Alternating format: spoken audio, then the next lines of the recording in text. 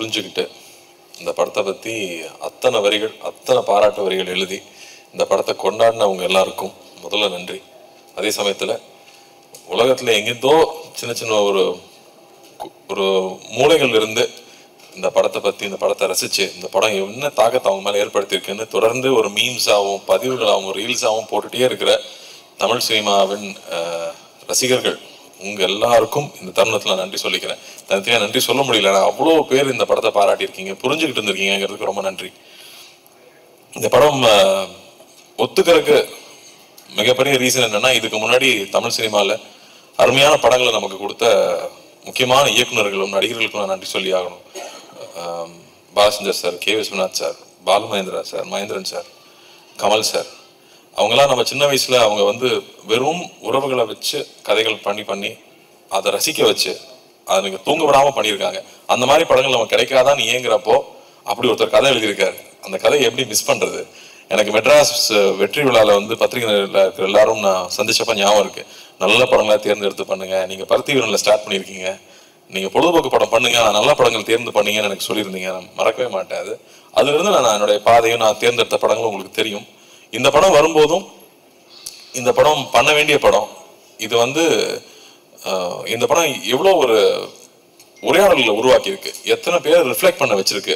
ஒரு கலை படைப்புக்கும் நல்ல கலை படைப்புக்கும் முதல் விஷயமே இந்த உரையாடலை ஏற்படுத்துறது, ஒரு விவாதத்தை ஏற்படுத்துறது தான். அப்படி அவ்வளோ விஷயங்களை வந்து இந்த படம் பேச வச்சிருக்குங்கிறதுக்கு இந்த படத்துடைய வெற்றி கூட மிகப்பெரிய முக்கியமான ரீசன். அப்படி சினிமாங்கிறது பொழுதுபோக்கு மட்டும் இல்லை, எல்லா கலை அம்சத்தையும் சேர்ந்த ஒரு கலைப்படைப்புன்னு காமிச்சிக்கிறதுக்கு எப்பாதான் நல்ல படங்கள் அமையும்.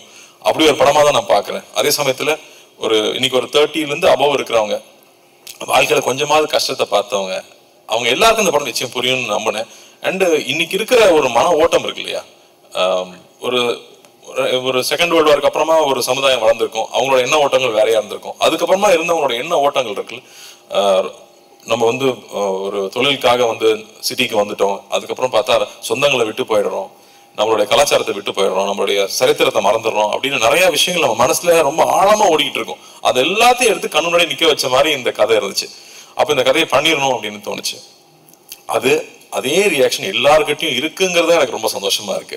அது சொன்னாரு, அன்பை விதைச்சிட்டோம்னா போதும்னு. அன்பு எல்லாருக்குள்ளயும் இருக்கு, அதை வெளில கொண்டு வந்தா போதும். இது ஒரு ஃபேஷனபிளான விஷயம் கிடையாது.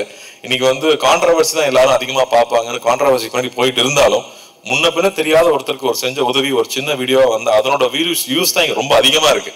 ஸோ அதை எடுத்துட்டு வந்து ஒரு கதையா எழுதியிருக்காரு. அதை எப்படியாவது பண்ணிடணும்னு ஆசைப்பட்டோம். அப்போ 2D கிட்ட கொண்டு போய் கொடுத்தோம்னா தான் இந்த முழுமையா எந்த ஒரு டிஸ்டர்பன்ஸ் இல்லாம அழகா வந்து சேரும்னு நம்பணும். அதுக்கேற்ற மாதிரி வந்து ராஜாக்கும் Karthiyan team managers, Senthil sir, இவங்க எல்லாருக்கும் வந்து பெரிய நன்றி சொல்லணும். ஏன்னா அப்படி கவனிச்சுட்டாங்க. எல்லாமே நைட் ஷூட்டு கூடயே இருந்து எந்த ஒரு இடையூறும் இல்லாம அந்த ஷூட்டிங் கண்டினியூஸா வந்து முடிஞ்சதுக்கு அந்த ப்ரொடக்ஷனுக்கு ஒரு பெரிய நன்றி சொல்லணும். அதுக்கப்புறம் வந்து ஒவ்வொரு டெக்னீஷியன்ஸும் 96ங்கிற ஒரு படத்துல ஏற்கனவே எல்லாருமே ப்ரூவ் பண்ணிட்டாங்க, எல்லாரும் அவங்களோட ரசிகர்களா இருக்கிறோம். ஆனா திரும்ப அதே டீம் இன்னொரு படம் எடுக்கிறாங்கன்றப்போ அவங்க எல்லாரும் ஒரு குடும்பமா உட்காந்து அதை ஓனர்ஷிப் எடுத்துக்கிட்டு ஒவ்வொரு டிபார்ட்மெண்ட்டும், நான் ஒவ்வொரு டிபார்ட்மெண்ட்டா சொல்லணும்னா எடிட்டிங் எடுத்துட்டோம்னா எங்க எடிட் பண்ணியிருக்காங்கன்னே தெரியாத அளவுக்கு அவ்வளோ ஸ்மூத்தா கொண்டு போறது வந்து அவ்வளோ ஈஸியா இல்லை. அந்த உரையாடலுக்கும் கற்பனைகளா இருக்கிற அந்த பழைய கால காட்சிகளுக்கும் ஜம்பே இல்லாம அவ்வளோ ஸ்மூத்தா கொண்டு போனது கோவிந்த் வசந்தாவோட இசை. மாடை பார்க்கும்போது அது என்னமோ ஒரு தெய்வம் மாதிரி தெரியுது நம்ம கண்ணுக்கு. ஒரு சைக்கிள் பார்க்குறப்போ அது விலை மதிப்பு இல்லாத ஒரு பழைய சைக்கிளுக்கு வந்து அவ்வளோ ஒரு வேல்யூ இருக்குங்கிறது. என் கசன் சொல்றான், அந்த படம் பார்த்துட்டு ஒரே ஒரு நாள் அண்ணா கூப்பிட்டு நீ வந்து நான் பார்த்துக்கலான்னு சொன்னாரு. நான் ரியலைஸ் பண்ணதே இல்லை அந்த மோமெண்ட்டை. எப்போ என் வாழ்க்கை மாறுச்சுன்னு நான் ரியலைஸ் பண்ணவே இல்லை. ஆனால் அந்த ஒரு ஃபோன் கால் என் வாழ்க்கையை மாத்துச்சு. அப்படி நம்ம யாருக்குமே நம்மளை அறியாம பண்ண உதவி அவங்க லைஃபே மாற்ற முடியும்னு சொன்னா அப்ப தெரிஞ்சு எவ்வளவு உதவி பண்ணலாம் அப்படின்னு அவனுக்கு அவ்வளவு மைண்ட்ல ஓடிட்டே இருந்துச்சுன்னு சொல்றான். அப்படி எல்லாருடைய மனசாட்சியா எல்லாரையுமே வந்து இந்த படம் கேள்வி கேட்க வச்சுட்டு இருக்குன்னா அதுக்கு அந்த இசை கொடுக்குற வேல்யூ இருக்கு இல்லையா, அது அவ்வளவு முக்கியமா நான் பார்த்தேன். கேமரா ஒர்க்கா வந்து மகி எப்ப வேலை செஞ்சாப்லன்னே தெரியல, தள்ளி தான் இருப்பாப்ல, கிட்டே வரமாட்டாங்க. ஒரு கிட்ட வந்து கேமரா வச்சு இது சினிமான்னு காமிக்கிற மாதிரி ஒரு காட்சி கூட இல்லை, எல்லா இடத்துலயும் தள்ளி இருப்பாங்க. ஏன் பிரதர் இந்த படத்துல இந்த ட்ராலி ஷாட்டு, இந்த ஜிம்மி ஜிப்பு இதெல்லாம் யூஸ் பண்ணவே மாட்டீங்களா அப்படின்னு கேட்டேன். எந்த இடத்துலயும் சினிமான்னு தெரிஞ்சிடக்கூடாதுங்கிறதுக்காக கேமரா தள்ளியே இருக்கும், எங்க கிட்டே வந்ததே இல்லை. ஒரு நாள் கூட நானும் சாரும் நடிக்கிறப்போ நாங்க வந்து நடிச்சிட்டு இருக்கோம், ஒரு உணர்வே இல்லை. நாங்க 2 பேர் பேசிட்டு இருக்கோம், ரொம்ப நெருக்கமானவங்க கிட்ட இருக்கிற போது தான் வந்து நம்மளோட எல்லா விஷயங்களும் பகிர்ந்துக்குவோம். அப்படி எல்லா விஷயம் பகிர்ந்துக்கிறதுக்கான ஒரு ஆப்பர்ச்சுனிட்டி வந்து அந்த கதையில இருந்திருந்தாலும் அதுக்கான சூழலை வந்து அவ்வளோ ஏற்படுத்தி கொடுத்துருந்தாங்க. லைவ் சவுண்டா இருக்கனால எல்லாரும் பின் ட்ராப் சைலன்ஸ்ல இருப்பாங்க. அதுக்கு வந்து அசிஸ்டன்ட் டைரக்டர்ஸ்க்கும் அசிஸ்டன்ட் கேமராமேனுக்கும் நன்றி சொல்லணும். அந்த செட்டை அப்படியே வந்து அந்த அமைதியை மெயின்டைன் பண்ணதுக்கு. இல்லாட்டி இந்த படம் பண்றது அவ்வளோ ஈஸி இல்லை. இல்லாட்டி அந்த மாதிரி ஒரு ஜோன் அவுட்டா உள்ள போய் நம்மளுடைய சரித்திரமும் நம்ம சமூகத்துல நகர்ந்த நிகழ்ச்சிகளும், ஏன்னா நமக்கு வராத வரைக்கும் அது பிரச்சனை இல்லைன்னு தான் நம்ம வாழ்ந்துட்டு இருக்கோம். ஆனா வந்து உன்னை சுத்தி இருக்கிற விஷயம் இன்னைக்காக உன்னை பாதிக்கும் அப்படிங்கறது வந்து நமக்கு பின்னாடி தான் இருக்கும். ஆனா ஒருத்தர் அதை எடுத்து நம்ம கண்ணு முன்னாடி பேசுறான் இல்லையா, அப்பதான் அதனோட சீரியஸ்னஸ் நமக்கு புரியுது. அந்த மாதிரி விஷயங்களை பகிர்ந்துக்கிறது வந்து எனக்கே ஒரு படிப்படியா இருந்துச்சுன்னு சொல்லலாம். அண்ணா அடிக்கடி சொல்லுவாங்க, லார்ஜ் ஹார்ட்டடா இரு, உன்னால எவ்வளவு பெருந்தன்மையா இருக்க முடியுமோ இரு அப்படின்னு அடிக்கடி சொல்லிட்டே இருப்பாங்க. அப்படி பெருந்தன்மையா இருந்தாலும் சில முடிவுகள் எடுக்க முடியும், சில தருணங்களை முக்கியமான முடிவுகள் எடுக்க முடியும். அப்பதான் எல்லாரும் மேலேயும் அன்பா இருக்க முடியும், அவன் மேல கோவப்பட்டவங்க மேலேயும் நம்மளால அன்பா இருக்க முடியும். அந்த மாதிரியான சூழல் இந்த படம் திருப்பி எனக்கு ஏற்படுத்தி கொடுச்சுன்னு சொல்லலாம். ராஜா சொன்ன மாதிரி நம்ம ஊர்ல சொந்தக்காரங்க இருப்பாங்க, சமரனா ஊருக்கு நான் போயிடுவேன், அவங்க தகுதிக்கு மீறி நம்மளை கவனிப்பாங்க. அது நம்ம மெட்ராஸ் வந்து வர பசங்க, அதனால இவங்க நல்ல பிஸ்கெட் தான் சாப்பிடுவாங்க, ஒரு நல்ல வாழைப்பழம் வாங்கி வைக்கணும்னு அவங்க தகுதிக்கு மீறி கவனிச்சுப்பாங்க. ஆனா சாப்பிடாம கூட வருவோம், கையில தொட்டு கூட பார்க்க மாட்டோம். ஆனா நான் அவங்க சாப்பிட்றமான்னு பார்த்துட்டே இருப்பாங்க. எனக்கு அதெல்லாம் அப்ப நான் நினைச்சு பார்க்கவே இல்லை, இப்ப நான் நினைச்சு பார்க்கறேன். நம்ம மேல எந்த எதிர்பார்ப்பும் இல்லாம நம்ம மேல அன்பு காட்டினவங்களை நம்ம வந்து அங்கீகரிக்கிறோமா, அதை திருப்பி கொடுக்குறோமா அப்படின்னு திரும்ப யோசிச்சு பார்க்கறேன். அப்போ அது திரும்ப ஞாபகப்படுத்துது. திரும்ப ஊருக்கு போனா அவங்க வீட்டுக்கு போய் உட்காந்து ஒரு வாய் சாப்பிட்டு வரணும்னு தோணுது. ஸோ அந்த மாதிரி உணர்வுகள் எல்லாம் வந்து நம்ம இழந்துட்டோமா இல்லை மறந்துட்டோமா, இந்த படம் திரும்பி அதை ஏற்படுத்துது. அப்படி வந்து ஒவ்வொருத்தருக்குள்ளேயும் இருக்க நிறைய நினைவுகளை வெளியில கொண்டு வருது. அவங்க எழுதி தள்ளுறாங்க, பேஜா எழுதி தள்ளுறாங்க. ஸோ அது ரொம்ப சந்தோஷமா இருக்கு, இந்த படத்தை புரிஞ்சுக்கிட்டாங்க அப்படின்னு. சரி, நம்ம மாநிலத்தில் மட்டும்தான் ஓடுதான்னு பார்த்தா ஆந்திராலையும் நல்லா அதே ரெஸ்பான்ஸ் இருக்குது, கேரளால போனாலும் அதே மாதிரி இருக்கு. வெளிநாட்டில் இருக்கிறவங்க இன்னும் பயங்கரமா கொண்டாடுறாங்க, ஏன்னா அவங்க ரொம்ப தூரத்துல இருக்காங்கன்றப்ப அவங்களுக்கு அந்த வேல்யூ ஜாஸ்தி தெரியுது. ஸோ எதுக்காக இந்த படம் எடுத்தோம், என்ன சொல்ல முயற்சி பண்ணுமோ அது போய் சேர்ந்துருக்கு. எல்லாரும் ராஜா சொன்ன மாதிரி இந்த படம் கொடுத்ததுக்கு நன்றின்னு சொல்றாங்க. அதோட வேற என்ன சந்தோஷம் வேணும்? அந்த சந்தோஷத்தை ஏற்படுத்தி கொடுத்தது நீங்க, அது கொடுத்த அங்கீகாரம் தான். நீங்க அந்த படத்தை பாராட்டினதும் அந்த படம் நல்லா இருக்குன்னு சொன்னது தான் அதை முழுமை அடைக்குது. ஸோ பத்திரிகை நண்பர்களுக்கும், நிறைய பேர் நண்பர்களும் சொல்லக்கூடாது, பெரியவங்க, நான் சின்ன வயசுல அங்கிள்னு கூப்பிட்டவங்கலாம் இங்க இருக்காங்க, அவங்களுக்கும் எல்லா ரசிகர்களுக்கும் இந்த படத்தை புரிஞ்சுக்கிட்டு பாராட்டினவங்க எல்லாருக்கும் ரொம்ப நன்றி. அதே மாதிரி வந்து எங்க அத்தானை மிஸ் பண்ண முடியாது, அத்தானை கடைசியா வர்றேன். பட் பிரேம் அவரோட எழுத்து வந்து ஒரு ஹிஸ்டாரிக்கல் ஒன்று வச்சிருக்காரு. இப்போ நான் அப்டேட்டா கொடுத்துட்றேன். ஒரு ஹிஸ்டாரிக்கல் ஒன்று வச்சிருக்காரு, அதை நடைய படிச்சு முடிச்சதுக்கு அப்புறமா யாரையா நீன்னு கேட்கிற அளவுக்கு மரியாதை எல்லாம் போயிடும்ல. ரொம்ப பிடிச்சி போச்சுன்னா, டே யாரா நீ எப்படா அப்படி எழுதுற, எனக்கு அவருக்கு ஒரே வயசு தான், நெக்ஸ்ட் டைம் டை அடிச்சிட்டாங்க. அந்த அளவுக்கு வந்து நம்ம அப்படி ஒரு நடை அவரோட எழுத்துல இருக்கிறது வந்து பிரமாதமா இருந்துச்சு. அது எப்ப நீங்க எழுதி முடிப்பீங்கன்னு நானும் வெயிட் பண்ணிட்டு இருக்கேன். நமக்கு ரொம்ப கேப் விடாம எழுதி முடிங்க. அதே மாதிரி சவுண்ட் டிபார்ட்மெண்ட், அந்த கோயில்ல இருந்து அந்த பையன் கிளம்பி வரும்போது அந்த யானை மேல டச் பண்ணுது, அங்கேயே வந்து எல்லாரும் எமோஷனல் ஆயிட்டாங்க. அப்படி வந்து ஒரு ஒரு சரியான ஒரு காட்சியும் சரியான ஒரு இசை மட்டுமே ஒருத்தரை வந்து அளவிக்க முடியுமா அப்படிங்கிறது வந்து மறுபடியும் எனக்கு ஒரு லெசனாவே இருந்துச்சு இந்த படத்துல. அது என்னால ஃபர்ஸ்ட் உணர முடியல, தியேட்டர்ல பாக்குறப்போ தான் நான் உணர்றேன். ஸோ அப்படி வந்து நுணுக்கி ஒவ்வொரு டெக்னீஷியன்ஸும் இந்த படத்துல வேலை செஞ்சதோட அருமை நமக்கு தெரியுது. வெகு சில பாடல்கள் தான் வந்து நமக்குள்ள போய் நம்மளை வந்து பாட வைக்கும், நமக்குள்ள போய் நம்ம செய்ய வைக்கும். அந்த மாதிரி இந்த படத்துல இருக்கிற பாடல்கள் நான் கேட்டே இருப்பேன். எங்க இந்த படத்துல வந்து 96 மாதிரி ஹிட் சாங் எல்லாம் இல்லையா? ஆமா பிரதர், இந்த படத்துல லவ் சாங் எல்லாம் போட முடியாது அப்படின்னு சொல்லிட்டாரு முதல்லயே. ஆனா இதுல இருக்கிற சிச்சுவேஷனுக்கு சாங்ஸ் இருக்கிறது இருக்கு இல்லையா, அது அவ்வளோ அழகு. வந்து இந்த நான் போறேங்கிற சாங்கும், யாரவன்கிற அந்த சாங்கும், கமல் சாரோட வாய்ஸ் வரும்போது, கமல் சாருக்கு எத்தனை நன்றி சொன்னாலும் பார்த்தாது. அவருக்கு வந்து இந்த படத்தை அண்ணாக்காக தான் நிச்சயம் பாடி கொடுத்துருக்காரு. ஆனா அண்ணாக்காக வந்து அவர் முடிக்கும் போதும் பாடும்போதும் நாங்க இருந்த அந்த உணர்வு இருக்கு இல்லையா, அவ்வளோ பேருக்கு வந்து அது எல்லாரும் சொல்றாங்களே, அந்த யாரோ வந்து என்ன ரொம்ப நெருங்கினவனை கட்டி பிடிச்சிக்கிட்ட மாதிரி இருக்கு இந்த படம் பார்த்ததுக்கு அப்புறமா. அதுல இலகிதான் நான் சிரிக்கிறேன் அழுகிறேன்னு சொன்னாங்க. அது கமல் சாரோட வாய்ஸ் ஒரு மிகப்பெரிய ஒரு காரணம், அவருக்கும் நன்றி சொல்லணும். அதுவும் எழுத்தாளர்கள் வந்து அந்த வரிகள் இருக்கு இல்லையா, மழை நீரில் கரைந்தே போவதில்லை, மலை என்றும் மலைதானே அப்படின்னு வந்து கமல் சார் பாடும்போது, ஐயோ இதெல்லாம் சின்ன வயசுல தான் இந்த மாதிரி நம்ம உணர்ந்திருக்கோம்ல அப்படின்னு அந்த மாதிரியான உணர்ச்சிகள்.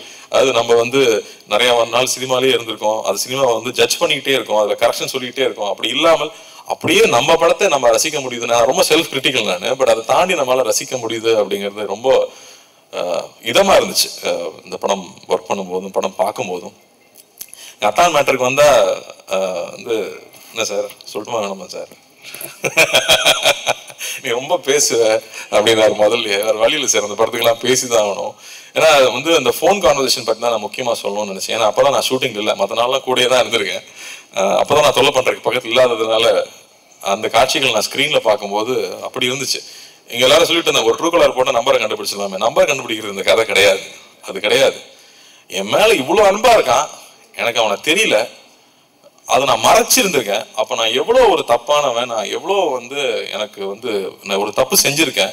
அந்த தப்பை நான் அவங்ககிட்ட சொல்லி மன்னிப்பு கேட்கணும்னு நினைக்கிறதா இதில் அந்த இருக்கிற அந்த ஒரு பெரிய விஷயமா நான் பார்க்குறேன். டக்குன்னு நம்பர் தெரிஞ்சுட்டேன், எனக்கு தெரியுதா அப்படின்னு சொல்றது கிடையாது. நான் மன்னிச்சிரு, நான் தப்பு பண்ணிட்டேன், நான் மோசமானவன், எனக்கு உன்னை தெரியல அப்படின்னு சொல்றது ஒரு உண்மை இருக்கு இல்லையா, அது அந்த கண்ணில் பார்த்தேன். அந்த ஒவ்வொரு வார்த்தை சொல்லும் போதும் பார்த்தேன். அது வந்து பிரமாதமா இருந்துச்சு. சார் கிட்ட நான் சொன்னேன், சார் சான்ஸே இல்லை சார், நான் பாப்பா அப்படின்ட்டாரு ஒரே செகண்ட்ல. ஆனா அது வந்து அந்த உண்மை இருக்குல்ல, அவ்வளோ நேர்மையா இருந்ததான் அதை சொல்ல முடியும்னு எனக்கு தோணுச்சு. அப்படி அவர் சொன்ன விஷயம் இருக்கு இல்லையா, அது எவ்வளவு பேருக்கு புரிஞ்சதுன்னு தெரியல. அது வந்து ரொம்ப ஈஸி இல்லை. எனக்கு கண்டுபிடிச்ச நம்பர் யாராவது கேட்ட சொல்றது இல்லை, எனக்கு உனக்கு தெரியல, நான் அதுக்கு அசிங்கப்படுறேன் அப்படின்னு சொல்லிட்டு சொல்ற அந்த நேர்மை வந்து அவர் கண்ணில் அப்படியே இருந்துச்சு. அதுக்கப்புறமா பேச பேச டே தாங்க முடியலடா சொல்லி தோடாங்கிறப்போ அந்த உரிமையே இருந்துச்சு. அதான் சொல்லிட்டு இருந்தாங்க, போட்டி போட்டு நடிச்சிருக்காங்க 2 பேரும். போட்டியெல்லாம் போடலை, அது வந்து அவ்வளோ சந்தோஷமா நான் என்ஜாய் பண்ணி 2 பேரும் சேர்ந்து ஒவ்வொரு நாளும் பேசி பேசி ரசிச்சு ஒர்க் பண்ணோம். ஸோ வந்து சாருக்கெல்லாம் தேங்க்லாம் சொல்லிட முடியாது, அடிக்கடி போய் தொலை பண்ணிகிட்டே தான் இருப்போம் நாங்கள் தொடர்ந்து. பட் ரொம்ப அருமையாக இருந்துச்சு சார், நான் அவ்வளோ ரசித்து பார்த்தேன் அந்த காட்சிகளை. அதே மாதிரி இவன் யாருன்னு தெரியாமல் இருக்கும்போது ஒரு விஷயம் இருக்கும், அது புக்கில் கூட அவர் அப்படி எழுதலை, உங்களுக்கு அந்த கிரெடிட் கிடையாது. அருள்மொழியை வந்து நீங்கள் அப்படி எழுதலை, அதை எங்கள் அத்தான் தான் அப்படி ஆக்கியிருக்காரு. அதை வந்து பல மடங்கு மேலே எடுத்துகிட்டு போனது வந்து எங்கள் அத்தான் தான். அவ்வளோ பியூட்டிஃபுல்லாக அதை லேயராக புரிஞ்சுக்கிட்டு இந்த கேரக்டர் எப்படி இருக்கணும். அவர் வந்து ஒரு சர்ஃபேஸ் லெவலில் அவன் வந்து ஒரு மரம் மாதிரி தான் எழுதியிருந்தார். எல்லா உணர்ச்சிகளும் அற்று போன ஒரு மரம் மாதிரி தான் அந்த கதாபாத்திரத்தை எழுதியிருந்தார். அப்படி இல்லாமல் உணர்ச்சி பூர்வமாக வந்து அது ஃபஸ்ட்டு எப்போ ஓப்பன் ஆச்சுன்னு எனக்கு ஞாபகம் இருக்குது. யார் ஃபஸ்ட்டு குளிச்சுட்டு வராங்கன்னு பார்ப்போமா அப்படின்னாரு. நான் ஃபஸ்ட்டு ஆடி போயிட்டேன், இப்படி இல்லையே அப்படி எழுதலையே அப்படின்னு. அப்பதான் வந்து திரும்ப எனக்கு நாங்க ஊருக்கு போனா எப்படி இருப்போமோ அப்ப வந்து எப்படி ஒருத்தன் இலகுறான் அப்படிங்கிறத வந்து அவர் மைண்ட்ல வச்சுக்கிட்டு ஸ்டேஜ் பை ஸ்டேஜ் அவர் கொஞ்சம் கொஞ்சமா அதுல இருந்து வெளியே வந்திருப்பார். இல்ல நான் சொல்லிதான் ஆக முடியாது, இவ்வளவு பேர் இருக்காங்களே, நான் சொல்லிதான் ஆகணும், வேற எப்ப சொல்றது. ஸோ பியூட்டிஃபுல்லா பண்ணியிருந்தீங்க sir, love you sir. And இந்த தருணத்துல எனக்கு இவ்வளவு நேரம் டைம் கொடுத்து பேச அனுமதிச்சேன் உங்களுக்கும் ரொம்ப ரொம்ப ரொம்ப நன்றி. நிறைய மிஸ் பண்றேன்னா அப்படின்னு யோசிக்கிறேன். சக்தி இன்னொரு பேச்சாளர் எங்களுக்கு ரெடி ஆயிட்டார் இண்டஸ்ட்ரிக்கு. ரொம்ப அழகா சொன்னீங்க, டைரக்டர் பத்தி அவ்வளோ அழகா சொன்னீங்க.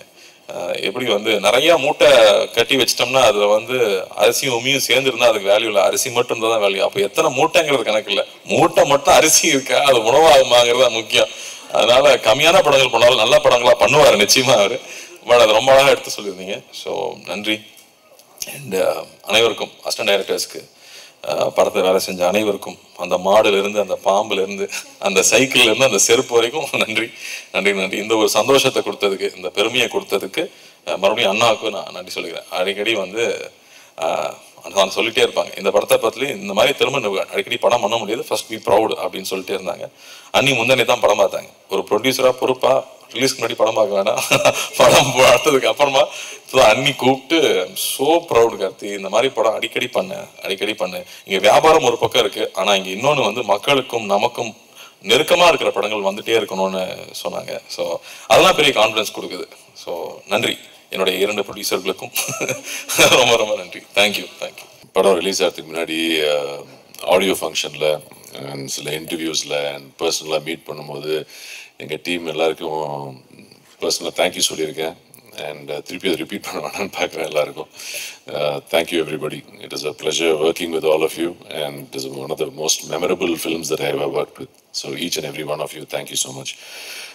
ரிலீஸ் ஆகும்போது எங்கள் படம் ரிலீஸ் ஆகும்போது நான் இங்கே இல்லை, கொஞ்சம் ப்ரமோஷன்ஸ் முடிச்சுட்டு நான் வெளிநாடு போக வேண்டியிருந்துச்சு. ஸோ போயிட்டு நேற்று தான் வந்தேன். ஸோ படம் ரிலீஸ் ஆனதுக்கப்புறம் ரிலீஸ் ஆகிறதுக்கு சக்தி சார் அண்ட் யுவர் டீம் ரொம்ப அழகாக பண்ணி கொடுத்தீங்க. So thank you very much. அதுக்கப்புறம் நான் வெளிநாட்டில் இருக்கும்போது என்னோட கனெக்ஷன் ஆஃப்கோர்ஸ் கார்த்தியோட அண்ட் பிரேம் சாரோட அண்ட் ராஜசேகர் சாரோட எல்லாம் ஃபோனில் பேசி கேட்டுக்குவேன் எப்படி எல்லாம் போயிட்டுருக்கு, நல்லா போயிட்டுருக்கேன்னு. பட் மோஸ்ட் இம்பார்ட்டன்ட்லி நான் வந்து உங்கள் ரிவ்யூஸ் எல்லாம் படிக்க ஒரு வாய்ப்பு கிடச்சிது. And thank you very much. என் நடிப்பை அப்ரிஷியேட் பண்ணீங்க, அதுக்கு மட்டும் இல்லை, பட் அதுக்கு ரொம்ப நன்றி. கார்த்தியை எவ்வளோ அப்ரிஷியேட் பண்ணீங்க, அது எனக்கு ஆக்சுவலாக எனக்கு பெருமையாக இருந்துச்சு. தவிர அண்ட் கூட நடித்தவங்க எல்லாம் அவங்கள அப்ரிஷியேட் பண்ணீங்க, அது எனக்கு இன்னும் சந்தோஷம் கொடுத்துச்சு. அண்ட் எங்கள் team, technical team, director sir, DOP அவங்க டீம், அண்ட் ஃபில்மையே நீங்கள் அப்ரிஷியேட் பண்ணும்போது that gives me the greatest happiness. நாங்கள் என்ன பண்ண, நானும் சரி கார்த்தியும் சரி, நாங்கள்லாம் ஒரு எஃபர்ட் எடுத்து எங்களுக்கு தெரிஞ்சதை பண்ணுவோம். அண்ட் பட் மோஸ்ட் இம்பார்ட்டன்ட்லி நோக்கம் என்னென்னா, படம் வந்து அவர் டிரெக்டர் எதிர்பார்த்த மாதிரி, நாங்கள் படித்து புரிஞ்சுக்கிட்ட மாதிரி அது வெளியே வரணும். நாங்கள் ஏதாவது நடிக்கிறோன்னு எக்ஸ்ட்ரா பண்ணி அதை கெடுத்துடக்கூடாது. இந்த ஒரு நோக்கத்தில் தான் நாங்கள் அப்ரோச் பண்ணோம் இந்த கேரக்டர்ஸ் எல்லாமே. அண்ட் ஒருத்தர் நாங்கள் கார்த்தி சொல்கிறாரு, ஐ மீன் எனக்கு ஆனஸ்டாக சொல்லணுன்னா என்ன யாராவது காம்ப்ளிமெண்ட் பண்ணால் எனக்கு எப்படி எடுத்துக்கணும்னு தெரியாது. ஸோ தேங்க்யூ ஃபார் நீங்கள் இன்ட்ரடியூஸ் பண்ணி விட்டீங்க, தேங்க்யூ. ஆனஸ்டாக சொல்லணுன்னா நாங்கள் ஒர்க் பண்ணும்போது நாங்கள் ஒரு ஐடியா வச்சுருப்போம். இந்த கேரக்டர் வந்து கார்த்தி சொன்ன மாதிரி ஒரு கிராஃப், ஒரு ஊருக்கு வராரு, வந்துட்டு இது மாதிரி ஒரு கிராஃப் இருக்குது இந்த கேரக்டருக்குன்ற மாதிரி மனசில் வச்சுட்டு தான் போவேன். பட் ஆனால் நம்ம கூட இருக்கிற நடிகர்கள் வந்து நடிக்கும்போது அது ஒருத்தரை நம்ம வந்து அப்சர்வ் பண்ணி அதை வந்து இந்த சீனுக்கு வந்து என்ன தேவைப்படும், இதை நம்ம கம்மி பண்ணிக்கணும், இல்லை இதை நம்ம காம்ப்ளிமெண்ட் பண்ணணும், அது மாதிரி ஒரு டீம் ஒர்க்காக தான் ஒர்க் பண்ணுறேன். நான் வந்து எப்போவுமே யாரையும் கம்பீட் பண்ணுறதுக்காக நான் ஒர்க் பண்ணல. உங்களுக்கே தெரியும், நான் அவ்வளோ படம்லாம் பண்ணுறதில்ல, நான் காம்படிஷன்லேயே இல்லை, ரேஸ்லேயே இல்லை. நான் வந்து ஒர்க் என்ஜாய் பண்ணுறதுக்காக நான் பண்ணுறேன். இது மாதிரி ஒரு என்வாயன்மெண்ட்டில் வந்து ஒர்க் பண்ணுறது வந்து நிஜமாகவே என் லைஃப்பில் ஒரு வெரி மெமரபிள் எக்ஸ்பீரியன்ஸ். இந்த மாதிரி ஒரு ஃபிலிமில் வந்து இந்த ஷூட்டிங் எக்ஸ்பீரியன்ஸே ரொம்ப என்ஜாய் பண்ணி பண்ணோம். அது தவிர இந்த ஆடியன்ஸ் வந்து இதை கொண்டாடும் போது இன்னும் ரொம்ப சந்தோஷமாக இருக்குது. அண்ட் அவங்க எல்லாத்துக்கும் நீங்கள் வந்து இதை வந்து ஒரு அழகான ஒரு ரிவ்யூ கொடுத்து எடுத்துகிட்டு போய் நிறைய டீட்டெயில்டாக எழுதியிருந்தீங்க நிறைய பேர். ஸோ அந்த அட்டென்ஷன் டு டீட்டெயிலுக்காக ஒரு பெரிய தேங்க்யூ. அண்ட் இது வந்து ஒரு தேங்க்யூ மீட் தான். So thank you everybody. Thanks a lot.